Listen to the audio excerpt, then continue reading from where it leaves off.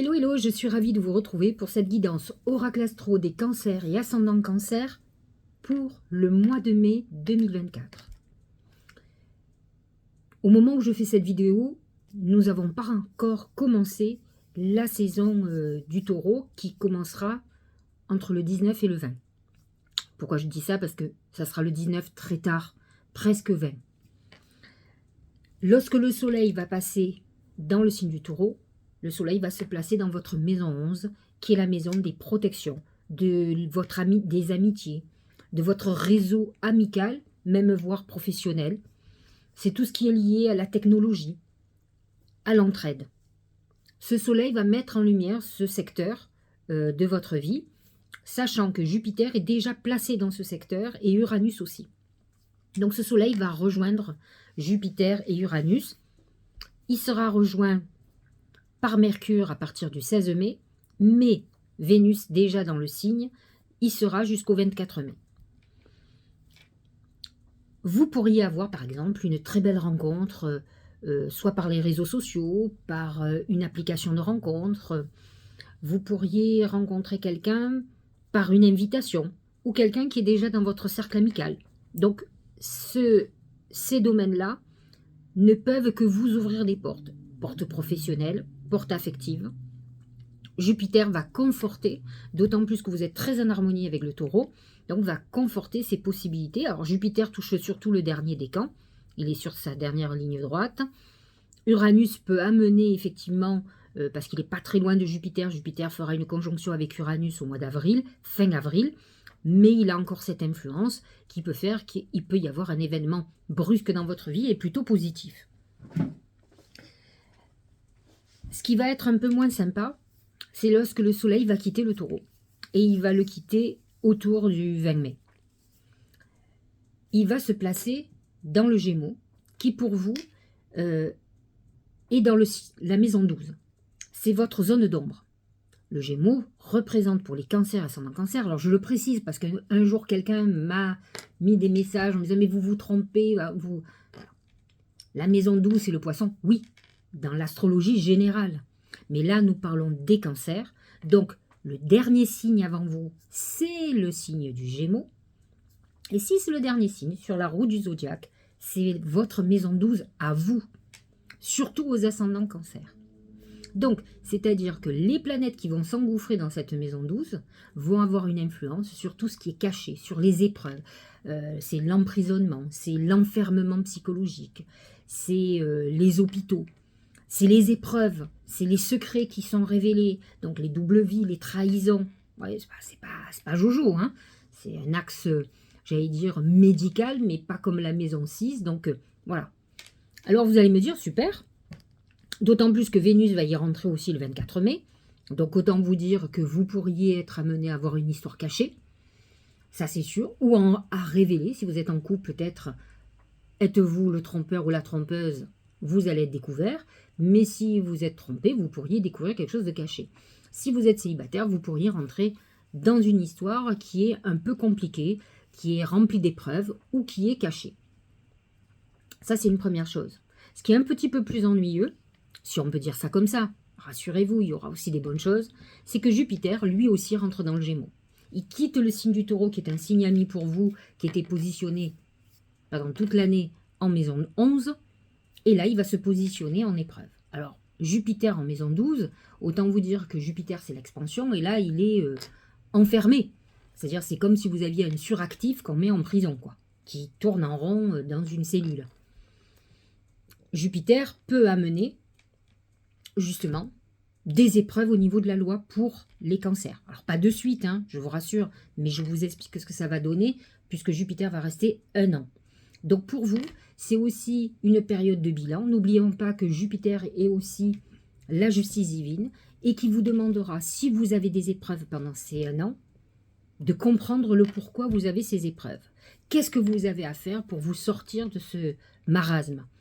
Donc, voyez, soyez, au plus vous irez dans ce sens de résolution, au plus l'année se passera avec facilité. Dans tous les cas, le soleil en maison 12, pour vous, va amener une période où on n'est pas hyper brillant, où on peut être un peu déprimé.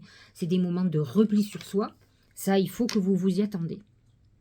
Voilà pour ce mois de mai, qui n'est pas hyper jojo, mais il y a aussi, n'oublions pas, toutes les planètes en taureau, en tout cas au moins jusqu'au 20 mai, qui sont très favorables pour vous. Et jusqu'au 25 pour Jupiter. C'est que la fin du mois. Et surtout le passage du soleil en Gémeaux, qui commence à ternir un peu le mois. Maintenant, si vous avez fait une très très belle rencontre avant, il n'y a pas de raison que ça tourne à la catastrophe, sauf si vous avez des choses à régler avec vous-même. Si vous n'êtes pas disponible, alors là, effectivement, ça peut être le chaos dans votre couple, mais à la fois, c'est vous qui serez allé dans ce sens. Il ne faut pas non plus se victimiser alors qu'on a créé, si je vous, je sais pas moi, si je vous crie dessus et que vous me répondez, c'est quand même moi qui ai créé le conflit quand même. Enfin, donc il faut prendre ses responsabilités. Et le Cancer, à l'instar du Capricorne, qui est très responsable, a ce côté immature, enfantin, qui est toujours celui qui est la pauvre victime, mais qui crée quand même certaines choses. Donc dites-vous qu'à un moment donné, il faut arrêter d'être un enfant capricieux, parce que ça c'est très Cancer, encore plus chez les femmes que chez les hommes, mais j'ai connu beaucoup d'hommes et de tous les âges qui ont des grosses difficultés, parce que le Cancer a ce côté parfois très infantile. Alors c'est tout ou rien, hein. Moi je connais des cancers très responsables et d'autres très infantiles. Soit ils sont très marqués par le côté Capricorne, soit ils sont vraiment Cancer pur et simple, et ils arrivent à 50 ans toujours en pensant qu'ils en ont 12 et qu'on va tout leur passer et que tout va être facile. Donc c'est sûr que la descente sur Terre va être très difficile parce qu'on va se rendre compte qu'à 50 ans on n'a rien fait, ou qu'on a toujours compté sur les parents ou sur les aides des uns et des autres, et que là maintenant on est seul face à soi-même et à sa destinée. C'est un peu compliqué quand on a 50 balais. Mais ça c'est quelque chose que je vois sur certaines personnes. J'ai connu quelqu'un à Paris qui fonctionnait comme ça. J'avais beau lui expliquer qu'il avait 50 balais, ça ne rentrait pas dans son cerveau. À partir de là, personne ne peut rien faire. La plupart du temps, ces gens-là vont avec des personnes plus âgées qui peuvent les materner de toute façon. Un Cancer qui a évolué, c'est quelqu'un qui est avec plus jeune et qui aura tendance, lui, à materner l'autre. Enfin bref, voilà, vous risquez d'être en épreuve, ce qui ne veut pas dire que les choses ne vont pas être positives. Pluton est campé dans votre maison 8 en Verseau, il amène des transformations profondes, il va toucher surtout le premier décan. Le Poisson qui est très en harmonie avec vous, et lui est positionné dans votre maison 9, qui est une maison spirituelle, religieuse, qui est une maison sur l'éducation, sur l'université, sur la formation, mais aussi sur des perspectives nouvelles, sur l'étranger. Saturne et Neptune en Poisson, campés dans cette maison 9, restructurent vos idées, vos envies. Le Cancer a tendance à procrastiner, à rêver aussi. Et là, on vous dit, bon, il faut y aller, quoi. Il faut restructurer tes idées, être beaucoup plus cartésien, beaucoup plus carré pour pouvoir avancer. C'est une époque où, depuis l'entrée de Saturne, mais depuis longtemps avec Neptune, où vous avez dû être marqué beaucoup plus par la spiritualité, l'éveil en vous-même, l'intuition qui s'est développée, mais où vous avez eu aussi beaucoup de désillusions, parce que Neptune en Poisson amène aussi les trahisons et les désillusions. On ne va pas laisser de côté les dernières planètes en Bélier. Mercure est toujours en Bélier jusqu'au 15 mai, positionné dans votre maison 10, c'est votre carrière, vos ambitions, le travail qui vous a motivé. Et Mars est dans cette maison 10, il vous donne beaucoup d'énergie et il vous pousse à travailler de façon très importante. Alors au moment où je fais cette vidéo et où vous la verrez, nous allons avoir une pleine lune en Scorpion le 23 avril qui sera positionnée dans un très bel axe pour vous, le 11-5, c'est l'axe relationnel, donc elle va mettre en avant les relations, mais par contre c'est un axe très important de protection, de connexion à ses guides, donc c'est une pleine lune où vous avez tout intérêt à faire des vœux, d'autant plus que la lune en Scorpion est en harmonie avec le Cancer, et le soleil en Taureau aussi est très en harmonie, encore moins que le Scorpion, mais en très bonne harmonie. Nous aurons une nouvelle lune le 8 mai à 18 degrés du Taureau. Là aussi, très bonne nouvelle lune pour faire des vœux. D'autant plus que là, alors, nous aurons Jupiter qui ne sera pas très loin, qui va activer, qui va protéger et qui va accentuer les vœux que vous allez faire. Donc, n'hésitez pas à demander le maximum de choses.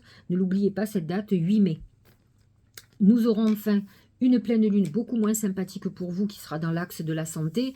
Soleil en Gémeaux, maison 12, et Lune en Sagittaire, maison 6, qui va mettre en lumière tout ce qui est santé, santé morale, santé physique, les épreuves de votre vie, les nœuds, les choses qui sont compliquées ou qui vous prennent la tête. Vous pouvez avoir des problèmes, par exemple, professionnels, hein, mais ça veut dire que vous êtes harcelé, que vous vous sentez harcelé, que vous n'avez plus envie d'aller bosser, que vous vous sentez épuisé. Donc, voyez, il faut régler ça. Enfin, je veux dire, si l'univers, les astres mettent en lumière certaines choses, c'est pour vous dire de les régler, pas pour que vous laissiez comme ça, et donc il faut remonter les manches et y aller. Ça, c'est un peu compliqué pour les cancers.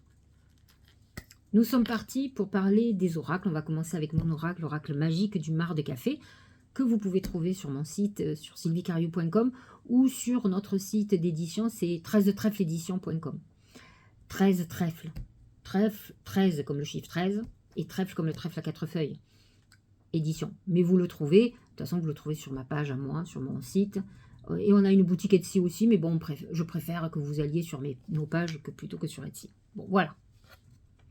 Le palmier, qui représente votre vie. Tous les projets donc, que vous mettez en route, on sent que, alors vous pouvez sentir que ça avance doucement, mais avec quand même Jupiter en taureau qui a été là toute l'année pour vous et qui est encore très très puissant là, encore plus au mois de mai, parce qu'avec le soleil en taureau, etc. Et l'amas, il y a beaucoup de planètes, il y a le soleil, il y a Mercure, il y a Vénus, il y a Uranus, il y a Jupiter, c'est du lourd. Donc vous êtes dans une phase quand même au mois de mai, même si j'ai été un peu pessimiste, vous avez quand même avant tout là une concentration d'énergie puissante qui peut amener à faire un bond en avant dans tous vos projets. Donc c'est le moment de mettre en place certaines choses. Au niveau professionnel et financier, c'est des escaliers. On est dans la phase de progression, d'élévation. On avance. Rien n'est statique. On est dans l'évolution. Ne l'oubliez pas. Donc c'est une période plutôt intéressante. Encore une fois, il faut profiter du passage du soleil en taureau, allié de Mercure, allié de Vénus, allié de Jupiter. En tout cas jusqu'au 25 mai, pour le Jupiter, donc profitez au maximum, c'est un moment où il faut y aller, il faut mettre en route ses projets, vous êtes dans une période où votre compte en banque doit se remplir. En plus, Pluton, dans votre maison 8, qui est une maison financière, amène des transformations. Donc si vous avez eu des galères, c'est des moments où les choses vont aller plutôt beaucoup mieux, c'est la mort et la résurrection. Et Pluton est entre 2 et 1 degré, donc n'oubliez pas que votre ascendance, il est autour, en même 0, 0 à 1, 2 degrés du cancer, ou si votre soleil est dans ces eaux-là, donc si vous êtes du mois de juin déjà, début du signe du cancer, c'est-à-dire autour du 21, 22, 23 juin, Pluton va faire une action sur vos finances. Au niveau de l'amour, c'est la pensée. La pensée, c'est tout ce à quoi vous pouvez rêver. Alors vous pourriez avoir une rencontre de rêve. Je vous disais, Vénus et dans le taureau jusqu'au 24 mai, donc elle vous amène une rencontre, j'allais dire, soit par internet, par une application de rencontre par exemple, soit quelqu'un qu'on a l'habitude de voir, ou par un réseau amical, etc. Mais ça peut être quelqu'un auquel vous pensez beaucoup actuellement, donc vous pourriez être réellement vers une concrétisation. En tout cas, ne restez pas dans le rêve, il est temps de concrétiser, et Jupiter en taureau peut vous amener une rencontre très solide et importante. Vous avez des pensées pour quelqu'un, donc il est temps que vous preniez le téléphone ou que vous envoyiez un SMS. C'est parfois plus facile que de le dire vraiment en parole. Au niveau santé, c'est l'eau. Alors, vous êtes un signe d'eau, ça correspond à l'émotion, donc vous pouvez être dans une phase émotive très importante, beaucoup plus à partir du moment où le soleil va rentrer en Gémeaux à partir du 20 mai. Donc, il est temps que vous nettoyiez, que vous purifiez vos émotions. N'oublions pas qu'à la fin du mois, Jupiter rentre dans votre maison 12, qui va travailler énormément sur des remontées du passé, sur les échecs que vous avez eus, les peurs que vous avez. Ça peut être très compliqué, sauf si vous faites ce travail psychologique très important. De toute façon, l'eau représente la guérison, elle réactive votre nature guérisseuse, donc n'oubliez pas. Et n'oublions pas non plus que le poisson, qui est signe d'eau aussi, est positionné dans votre maison 9, qui est la maison de la spiritualité. Aidez-vous de votre intuition, priez. Si vous n'êtes pas croyant, méditez. Connectez-vous à l'univers, si vous ne voulez pas l'appeler Dieu, on fait comme on veut. Moi, je suis très ouverte. Chacun voit midi à sa porte, mais en tout cas, vous êtes dans cette phase de purification et de guérison très importante qui va s'accentuer toute l'année 2024 et une grosse partie 2025 quand même, il faut le savoir. Donc vous avez un an pour le faire, mais déjà, dès que le soleil va rentrer en Gémeaux, vous allez commencer à le sentir. C'est comme une activation qui va se mettre en place, puisqu'ensuite Jupiter va rejoindre le soleil. Donc le soleil va mettre en lumière toutes vos épreuves, vos émotions qui viennent de loin. J'ai demandé comment la chance allait se manifester ce mois-ci, et on me parle de maison. On me parle du foyer, de la famille. C'est la famille qui va vous aider, qui va peut-être être là, qui va vous tendre la main. Peut-être avez-vous un projet immobilier, peut-être voulez-vous vendre, voulez-vous faire des travaux, voulez-vous faire une succession par exemple familiale. Donc vous êtes dans cette phase et Pluton en maison 8 peut amener un héritage. Donc un héritage ou une donation comme vous voulez. Mais en tout cas, on travaille à ce niveau-là, au niveau du patrimoine et du côté familial. Nous allons voir ce que dit le Tao. C'est les veilleurs. Les veilleurs, souvent, c'est Uranus qui est dans votre en taureau, dans votre maison 11. Choc, crise, bouleversement, inspiration de crainte respectueuse, importante modification du pouvoir, imprévisibilité, réveil en fanfare. Il faut vous préparer ce mois-ci à avoir un événement qui va arriver dans votre vie, qui n'est pas obligatoirement négatif, mais qui, par contre, est complètement imprévu, complètement soudain, et qui peut changer beaucoup de choses. Dites-vous que les choses que l'on ne maîtrise pas, qui nous tombent dessus, on appelle ça la fatalité, mais la fatalité n'est pas toujours négative. Hein. Un loto, c'est de la fatalité très positive. Hein. Peut changer la donne, peut changer l'orientation des choses, et on peut voir les choses complètement différemment. Donc, c'est très important. Les mains ouvertes. Grâce à l'énergie du lâcher-prise, vous entrez en résonance avec ce qui se prépare pour vous dans l'invisible. Dites-vous que de toute façon, tous ces événements qui sont imprévisibles, et quand on arrive au bout d'un cycle, là vous allez arriver au bout d'un cycle qui va durer un an, alors vous arrivez au bout d'un cycle d'abord parce que le soleil va rentrer en Gémeaux, et qu'au mois de juin, le soleil va rentrer dans votre signe, donc effectivement vous finissez l'année, hein, vous allez redémarrer l'année au mois de juin, donc ce mois de mai, attention, le soleil est beaucoup en taureau, donc vous avez la plus grande partie du mois de mai qui vous est très très favorable, mais on voit qu'il y a quelque chose qui se prépare, qu'on finit un cycle et qu'on va démarrer un nouveau cycle, et c'est une année où on finit des choses. Donc les choses se clôturent et on prépare la suite. Donc il va falloir que vous soyez très intuitif, très ouvert, et non pas dans un truc de victimisation où on se dit c'est la fin du monde et je ne verrai jamais le bout du tunnel. Vous vous trompez. Le langage du cœur. Vos paroles sont d'une puissance fabuleuse, elles participent à la création de votre réalité. J'ai envie de vous dire que lorsqu'il va y avoir la nouvelle lune en taureau le 8 mai, c'est là d'utiliser la parole. Que ce soit que vous fassiez vos vœux de façon orale, c'est-à-dire que vous les écrivez, ce qui est une bonne chose pour vous parce que l'écrit va vous permettre de les lire et vous pouvez les lire à haute voix. Demandez ce que vous attendez pour l'année et même préparer pour les 12 prochaines années. Réfléchissez à vos échecs, où vous voulez aller. Il faut que vous grandissiez, que vous soyez en maturité. Vous devez avoir des priorités. Ça ne sera pas tout le temps, mais prioriser, c'est très important. Et donc, on vous dit quand même que vous allez avoir une puissance intéressante. Et c'est vrai que cette nouvelle lune en taureau va être complètement influencée par Jupiter. Jupiter va protéger vos vœux et va les amplifier, donc va vous donner encore plus de chances de réalisation. N'oublions pas que le premier oracle, c'était l'arbre, hein, le palmier, mais c'est l'arbre, qui est les projets qu'on met en place, donc qui sont en train d'évoluer.